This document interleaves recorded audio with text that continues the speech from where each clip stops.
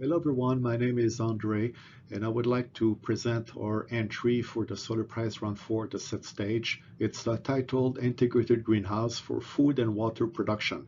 Our team is made of myself, Andre Bernard Schutan and James Klassler.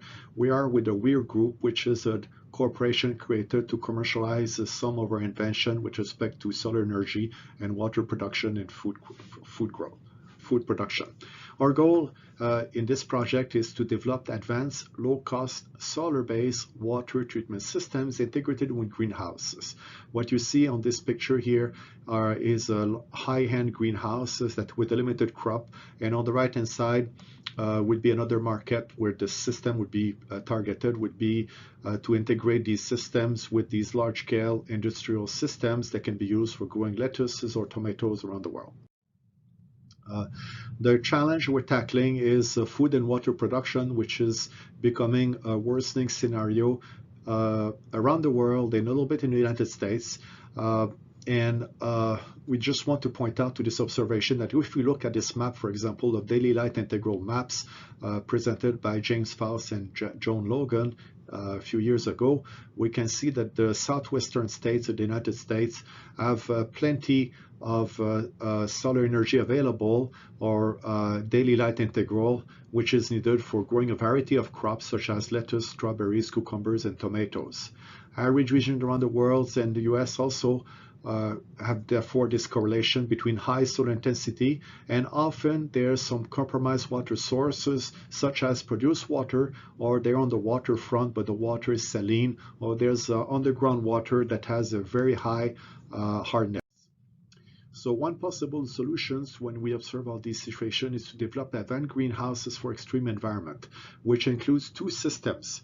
One is a transparent flat plate solar heater on the roof, which lets some of the light go through and captures the infrared spectrum of the light for heating the water to facilitate the so-called operation of the HEA systems, so that the solar panel on the rooftop can transmit most of the light needed for plant growth and absorb the infrared range and reduce the cooling load or the energy demand for atmospheric control in the greenhouse, while the HEA systems can meet the water needs for leafy crop.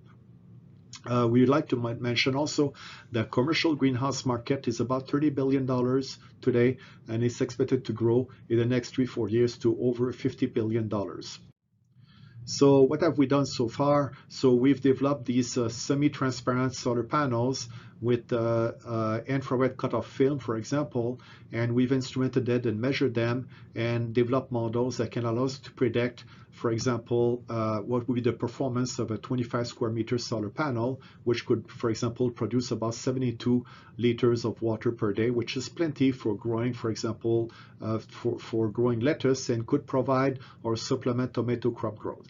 So, and we can integrate that and use Windows design approaches, for example, to integrate this as part of the greenhouses. We have also tested in the lab a variety of HEA systems in various flow configuration. This is a so-called cross-flow system. This is a so-called counterflow system, and they've been instrumented.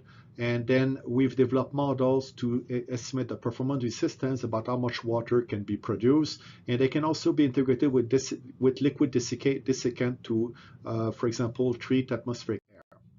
And this is another picture of the systems, counterflow systems. And they're made, all this is made with low-cost PVC piping. And they can be also wall-mounted for making things more compact. This is an illustration of such a design. So the proposed systems, in summary, what we're proposing is a greenhouse structure with windows-like solar heating systems that are partially transparent to reduce the cooling load for a greenhouse. The HEA systems that captures this heat in the infrared range. The solar panel provides the heat, for the HEA systems for water purifications. And the benefits of this system is it's very low cost, controlling the environment. The drawback is that it might require some more maintenance. What's the upcoming work right now is that we are engaging with Michigan State University to have licensing rights to sell the patented technology. We are also working with the Innovation Center at MSU for an acting CEO that could help us further push this technology forward. We will participate in the High Court program in the Great Lakes Hub at University of Michigan. We're working positively against customer discovery. And we've already identified some customers with urgent needs in the Middle East where they have compromised water and food productions and plenty of sunlight. Would like to thank the DOE Solar Prize and the University of Arizona Center for Innovation. Thank you.